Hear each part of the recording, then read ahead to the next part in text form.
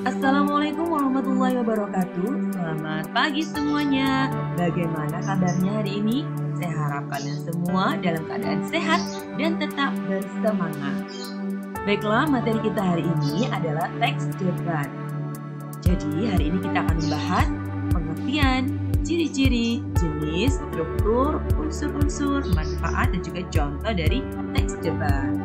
Tapi sebelumnya, pernahkah kalian menyaksikan debat pilgub pemilihan gubernur atau debat pilpres pemilihan presiden atau juga lomba debat yang dilaksanakan di sekolah kalian?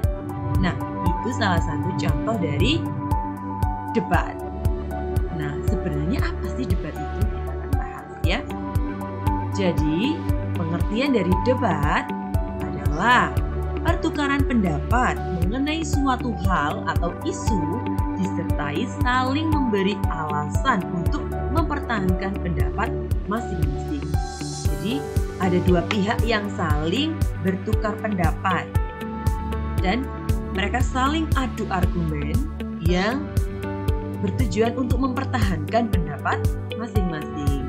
Argumentasi yang diberikan bukan sekedar argumentasi, harus disertai dengan informasi, bukti, dan juga data yang relevan dengan topik yang sedang dibicarakan.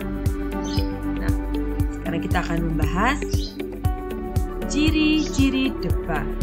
Ada apa saja sih ciri-ciri debat? Yang pertama, ciri dari debat, terdapat dua tim yang berdebat, yaitu tim afirmasi atau disebut tim pro dan tim oposisi atau disebut tim kontra. Apa sih tim afirmasi? Tim afirmasi atau tim pro itu adalah tim yang mendukung mosi atau isu yang dibicarakan, sedangkan tim oposisi adalah tim yang tidak mendukung isu yang sedang dibicarakan. Nah, yang kedua, cirinya terdapat dua sudut pandang, yakni pro dan kontra. Jadi, ciri debat harus ada dua sudut pandang, tim sudut pandang pro yang mendukung dan sudut pandang kontra yang menolak. Ciri yang ketiga, terdapat topik atau isu yang diperdebatkan. Jadi ini penting, dalam sebuah perdebatan harus ada topik atau isu yang diperdebatkan. Apa masalah yang akan diperdebatkan? Topiknya apa? Nah, topik ini haruslah jelas, tidak boleh ambigu. Ya. Berikutnya yang keempat, adanya proses saling mempertahankan pendapat sebagai bentuk adu argumentasi. Dalam sebuah debat harus ada adu argumentasi, ya, saling mempertahankan pendapat. Tapi argumentasinya haruslah disertai dengan bukti, informasi, dan data yang relevan. Yang berikutnya adalah adanya pihak penengah. Jadi harus ada pihak penengah, di sini bisa berupa moderator, ya. Oke, ini adalah ciri-ciri dari debat. Berikutnya kita akan membahas jenis-jenis debat. Jadi debat itu ada jenisnya loh. Apa saja jenisnya? Kita lihat yang pertama, debat parlementer. Apa itu debat parlementer? Jadi debat parlementer itu adalah debat yang dilakukan oleh kalangan pemerintah. Jadi yang melaksanakan ini adalah kalangan pemerintah, bisa anggota DPR dan sebagainya. Nah, debat ini biasanya membahas mengenai undang-undang kebijakan atau hal-hal yang berkaitan dengan ketatanegaraan. Jadi misalnya mau merumuskan undang-undang atau mau mengesahkan undang-undang atau sebuah kebijakan. Nah, ini ada yang disebut debat parlementer. Tujuannya untuk memberikan dukungan atau menambahkan suatu dukungan bagi undang-undang atau kebijakan tertentu. Berikutnya yang kedua, ada jenis debat pemeriksaan ulang. Jadi debat pemeriksaan ulang ini debat perdebatan yang dilakukan dalam proses hukum. Jadi ini dilakukan di mana? Dalam persidangan, betul, yang terjadi antara jaksa dan pengacara. Jadi debat ini dilakukan oleh jaksa dan pengacara. Tujuannya untuk memeriksa atau mencari kebenaran dari suatu kejadian. Nah, jenis debat yang ketiga adalah debat konvensional, formal, atau pendidikan. Nah, jenis debat ini yang sangat memungkinkan untuk dilaksanakan. oleh pelajar atau siswa atau juga yang sering kita jumpai dalam kehidupan sehari-hari. Jadi debat ini dapat dilakukan oleh siapa saja secara umum. Kemudian tujuannya untuk memberikan kesempatan kepada dua tim pembicara untuk mengemukakan sejumlah argumen. Jadi jenis debat ini yang sering kamu lihat di televisi maupun dalam kehidupan sehari-hari. Yang keempat, ada namanya jenis debat kompetitif. Jadi jenis debat ini debat yang diselenggarakan untuk kepentingan perlombaan di tingkat sekolah maupun universitas. Tujuannya untuk mengembangkan kemampuan tertentu, terutama kemampuan berbicara atau menyampaikan pendapat dan berpikir kritis. Debat dilakukan sebagai pertandingan dengan aturan yang jelas dan ketat antara dua pihak yang mendukung dan menentang sebuah pernyataan. Jadi ada aturan yang sangat jelas untuk debat kompetitif ini. Ya. Oke, itu tadi adalah jenis debat ya, ada 4. Nah, debat yang paling memungkinkan untuk dilakukan siswa adalah debat kompetitif dan juga debat konvensional, formal, dan pendidikan. Kita lanjut ke unsur-unsur debat ya. Jadi ada apa saja sih unsur debat? Yang pertama, ada mosi. Jadi mosi itu sangat penting. Mosi itu apa ya? Mosi itu isu, hal atau topik yang diperdebatkan. Jadi harus ada isu atau hal yang mau diperdebatkan itu apa. Kalau nggak ada mosi ya nggak ada yang mau diperdebatkan kan. Berikutnya, unsur yang kedua ada tim afirmatif. Jadi tim afirmatif atau disebut dengan tim pro ya, yaitu tim yang setuju pada topik yang diperdebatkan. Berikutnya ada tim oposisi yaitu tim kontra. Tim kontra yaitu tim yang tidak setuju atau menentang topik yang diperdebatkan. Berikutnya ada tim netral. Tim netral adalah tim yang memberikan dua sisi argumen, baik dukungan maupun sanggahan terhadap posisi. Yang kelima adalah moderator. Jadi moderator di sini adalah orang yang memimpin dan memandu jalannya sebuah perdebatan atau debat. Yang terakhir adalah notulen. Jadi notulen ini orang yang menulis jalannya perdebatan dan mengambil kesimpulan dari perdebatan tersebut. Nah, ini adalah unsur-unsur debat ya, harus ada 6 ini. Jadi ada mosi, tim afirmatif, tim pro, tim oposisi, tim kontra, tim netral, moderator dan juga notulen. Kita lanjutkan ke struktur debat. Nah, struktur debat yang pertama ada, jadi struktur debat ini adalah urutan. Kalau sebuah debat maka ini tata cara berdebat. Kalau misalnya ini sebuah teks debat maka disebut struktur debat. Nah, struktur debat ini yang pertama adalah perkenalan diri. Jadi pada bagian ini berisi perkenalan diri dari masing-masing tim debat. Tim afirmasi dan tim oposisi saling memperkenalkan diri. Diawali dengan nama dan juga asal masing-masing. Misalnya dari sekolah maka sekolah mana atau instansi mana. Berikutnya penyampaian argumentasi. Nah, pada bagian ini berisi penyampaian pernyataan pertama atau argumentasi pertama. Apa pernyataan pertama dari masing-masing tim mengenai mosi yang sudah ditentukan?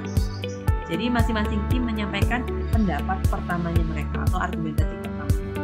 Yang tentu saja argumentasi ini sangat penting karena harus sangat tepat dan juga disertai dengan data dan informasi yang relevan. Berikutnya pelaksanaan debat. Nah, ini dia intinya. Bagian ini termasuk inti debat karena setiap tim di sini saling menyampaikan sanggahan mereka. Misalnya tim pro menyanggah argumentasi tim kontra atau sebaliknya tim kontra menyanggah argumentasi tim. Jadi pada pelaksanaan debat inilah adanya adu argumentasi. Masing-masing tim menyampaikan argumentasi dan beradu argumentasi, saling menyangga. Tetapi di sini tetap harus ada durasi. Ya, moderator akan memberikan durasi masing-masing tim sehingga perdebatan berjalan dengan tertib. Berikutnya, kesimpulan. Pada bagian kesimpulan ini berisi penyampaian pernyataan penutup atau kesimpulan dari setiap tim. Jadi masing-masing tim bisa ini diberikan kesempatan untuk menyampaikan pernyataan penutup. Di sini berakhirlah sebuah perdebatan ya, atau debatnya berakhir ditutup dengan pernyataan penutup.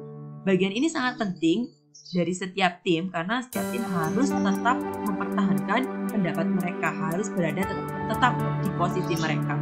Jangan sampai terpengaruh dengan pendapat dari tim lain sehingga membuat posisinya berubah menjadi awalnya tim pro menjadi kontra, awalnya kontra menjadi pro. Nah, ini karena tadi sudah ada adu argumentasi, maka di sini kemungkinan besar bisa terjebak atau bisa jadi dia terpengaruh argumentasi tim lain.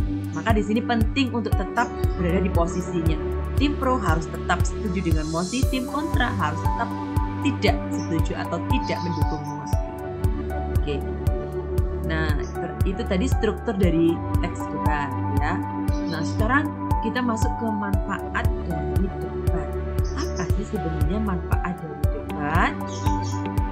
Yang pertama, debat ini bisa melatih keberanian mengungkapkan pendapat. Jadi kalian di sini dilatih keberaniannya untuk mengungkapkan pendapat. Yang kedua, bisa menambah wawasan. Dan yang ketiga, melatih berpikir kritis, logis, dan pangkas. Bagaimana tidak ketika kalian mendapatkan argumentasi atau mendengarkan argumentasi dari tim lain, kalian harus langsung bisa mengkritisi dari argumentasi tersebut. Nah, yang keempat, membantu kita menjadi orang yang lebih peka dan responsif. Yang kelima, memperluas sudut pandang. Dan yang terakhir, memperoleh solusi alternatif yang bervariasi dari sebuah permasalahan. Sekarang kita akan langsung membaca contoh teks debat. Mosinya adalah pembelajaran jarak jauh di masa pandemi COVID-19. Ini adalah mosi yang sekarang sedang kita alami ya. Oke, bagian moderator akan saya baca. Pembelajaran jarak jauh merupakan media pembelajaran formal melalui dunia maya, di mana siswa mengakses internet untuk mengetahui pelajaran dari rumah karena proses belajar mengajar tidak dapat dilakukan secara tatap muka untuk menghindari resiko meluasnya penularan COVID-19. Namun, PJJ ini banyak sekali menemukan pro dan kontra di berbagai pihak.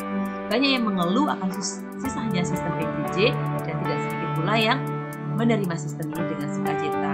Nah, sekarang saya akan bacakan bagian tim pro. Saya persilakan tim pro untuk menyampaikan argumentasinya. Yang pertama, tim pro. Kami sangat setuju dengan pembelajaran jarak jauh di masa pandemi COVID-19 karena penyebaran virus ini yang terlalu mudah dan cepat, dan apabila orang terinfeksi tidak ditangani dengan baik maka akan menyebabkan kematian. Maka dari itu kita harus tetap berada di dalam rumah dan tidak beraktivitas di luar rumah. Penerapan pendidikan jarak jauh atau PJJ adalah upaya pemerintah agar pembelajaran tetap bisa dijalankan dengan baik walaupun menggunakan sistem yang berbeda. Dengan PJJ ini berarti kita terus serta membantu dan mendukung pemerintah dalam rangka memutus mata rantai penyebaran COVID-19. Kesehatan dan keselamatan masyarakat Indonesia jauh lebih penting dalam kondisi seperti ini. Apalagi belakangan ini kasus COVID-19 semakin meningkat dan belum ada menunjukkan tanda-tanda akan berakhir. Mendikbud Nadiem Makarim mewacanakan PJJ dapat saja dibuat berlanjut karena ada unsur positifnya. Yang pertama, ada kemajuan adaptasi teknologi online dari PJJ bagi guru dan murid. Kedua, bisa menopang kekurangan materi belajar yang belum tuntas.